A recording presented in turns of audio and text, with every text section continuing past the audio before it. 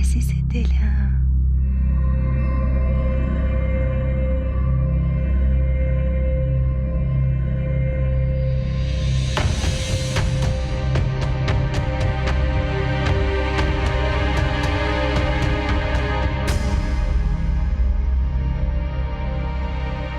چطور جرأت کردی ها؟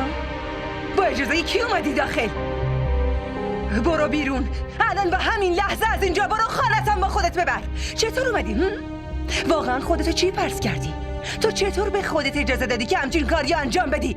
بگو این شجاعت تو از کجا پیدا کردی؟ این شجاعتو که عشق تو به من داده. از وقتی دیدمت همش غرق خیالات تو شدم. تازه اینم از خوششانسیته که دارم با احترام ازت خواستگاری میکنم. مثل اون عاشق قدیمیت نیستم که اول نامزد کنم بعدش بزنم زیر همه چی.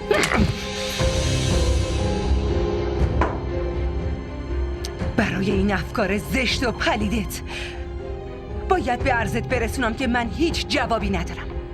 الان و همین لحظه برو بیرون و دیگه پشت سرتم نگاه نکن. زود از اینجا برو بیرون، گم شو. این چه کار احمقانه ایه؟ تو چی کار کردی؟ آخه پسر خوبتر از اینو کجا میتونی پیدا کنی ها؟ تو کی از این غرورت میای پایین؟ عقلتون سر جاشه؟ شما چتون شده؟ بابای من چقدر بهتون احترام گذاشت. تو این خونه به عنوان مادر این بچه پا گذاشته بودین، اما این که همچین چهره ترسناکی تو وجودت بوده رو من نمیتونم درک کنم. نمیخواد درک کنی؟ ها؟ انگار این داداشتو خیلی دوست داری نه؟ اگه میخوای زنده بمونه از خیلی آروم و بی سر و صدا به درخواست ازدواجم رضایت میدی، وگرنه پسر ولش کن. چی کار میکنی؟ ولش کن. من حرف میزنم قاسم، پای بچه رو از حد نیار. خاله حالا دیگه پای این بچه اومده وسط. من خیلی با احترام ازش خواستگاری کردم ولی احترامو نادیده گرفت. سامیا ولش کن وگرنه نمیذارم زنده بمونی. الان بهت نشون میدم که جواب بی احترامی چطوری داده میشه. گفتم ولش کن وگرنه زنده نمیذارمت. خاله بهش بفهمون که برای عقد راضی بشه. من به دوستم خبر دادم، اون داره با عقد میاد. این عقد همین امروز و همین لحظه انجام میشه، وگرنه به یه حال و روزی برسونمت که دیگه نتونی با هیچ کس دیگه عقد کنی. این که بی‌آبرویی چه شکلیه امروز بهت نشون میدم. سامی وایسا دختر. میگم وایسا. ای بابا بیا برو بشین.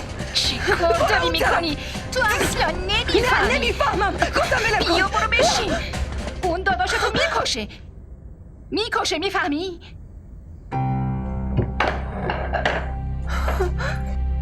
سامی ای بابا بشین.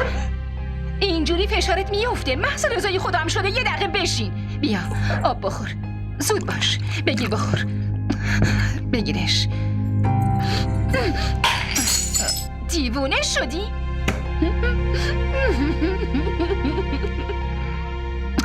عجب گیری افتادم.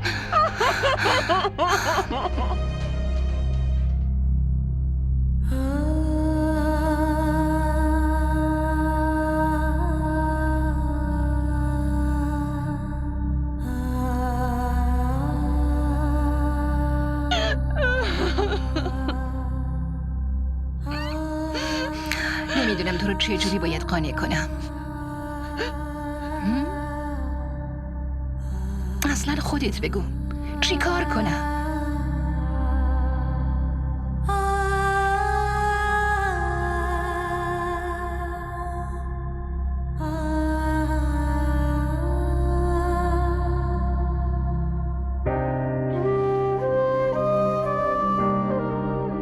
شما داراییمونو میخواین نه؟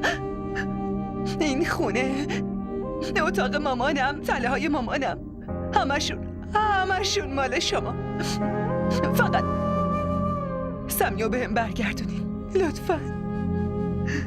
من بهتون التماس میکنم داداش منو برام بیارین. من اونو برمیدارم و از اینجا دور میشم. هیچ وقت خودمو بهتون نشون نمیدم. به هیچ کسی هم چیزی نمیگم. لطفاً سمیو بهم برگردونین. تو چی فکر میکنی؟ کینا مال توه؟ مال باباته. باباتم که حالا مرده. همینجوریش هم اینا مال منن. ببین، تو بهتری به حرف قاسم گوش کنی. قاسم خیلی عوضیه. باشی؟ کاری که با داداشت میکنه اینه که اونو تیکه تیکه و خورد میکنه، بعد توی تمام محله پخشش میکنه. تمام عمر دنبالش میگردی و دیوونه میشی. اونم به خاطر چی؟ به خاطر یه پسر دیگه؟ باشه، من داستان اون پسر رو برات تعریف میکنم. مامانش رو که میشناسی، به شدت ازت متنفره. تازه نفرتش هم اونقدرم کوچیک نیست. اون ازم خواسته که تو رو به قتل برسونم. آره راست میگم. اون بهم گفت وقتی شب خوابیدی بیام بالای سر تو خفت کنم. اما من که مادرتم مگه نه؟ نمیتونم این کارو بکنم. برای همینم من یه راه حل دیگه پیدا کردم. اینکه تو باید با قاسم ازدواج کنی، با آرامش توی خونه زندگی کنی. دیگه لازم نیست جایی بری. میتونی با داداشت هم زندگی کنی. باشی؟ ولی تو که اصلا حرفمو قبول نمی کنی. ببین، الان وقت فکر کردن نیست. باید حرفمو قبول کنی دخترم. میدونی قاسم آدم خیلی بدیه. بدون تردید اون داداشتو میکشه. زندگیرم برای من جهنم میکنه. ها؟ بعدش چی کار میکنی؟ آفرین، اون پسر رو فراموش کن و قاسمو قبول کن. ها؟ بیا پسر. زود باش، اشکاتو پاک کن. آفرین دختر. چطور شده؟ وای ماشاءالله، خاله قربونت بری. چقدر جذاب شدی واقعا؟ پسر. یعنی جذاب شده؟ خیلی عالی شدی. برنامه خانم چیه؟ ای چیه؟ راضی شده. خانم؟ راضی شدی؟ ها؟ آره. نشنیدی نه؟ الو؟ آره یا نه؟ آره یا نه؟ فکر کنم نمیتونه تصمیم بگیره. اینو بده من. اینجوری راضی نمیشه. آره یا نه؟ آره یا نه؟ آره یا نه؟ پسرم ولش کن. با این چی کار داری؟ آره یا نه؟ چیکار میکنی دادا تماس بگو. نشان؟ ولش کن، خواهش میکنم. ولش کن، تو رو خدا آره ولش یا کن. نه؟ این بچه برات خیلی دوست داشتنیه نه؟ از خودت بیشتر دوستش داری آره؟ حالا بگو میخوای چی کار کنی؟ عهد میکنی یا نه؟ عهد میکنی یا نه؟ تو چیکار میکنی؟ تو دیوونه شدی؟ بگو. تو هم بباره چی دیگه. شد؟ بگو. آفرین دختر. خاله اینو ولش کن. زمین همین الان اینو ببر آمادش کن. حالا روزشو ببین. باشه میریم.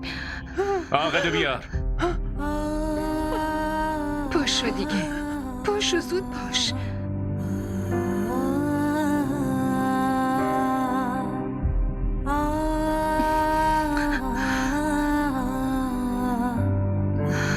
پاشو زود باش. دارم میگم پاشو. ببین الان میکشتش. پاشو.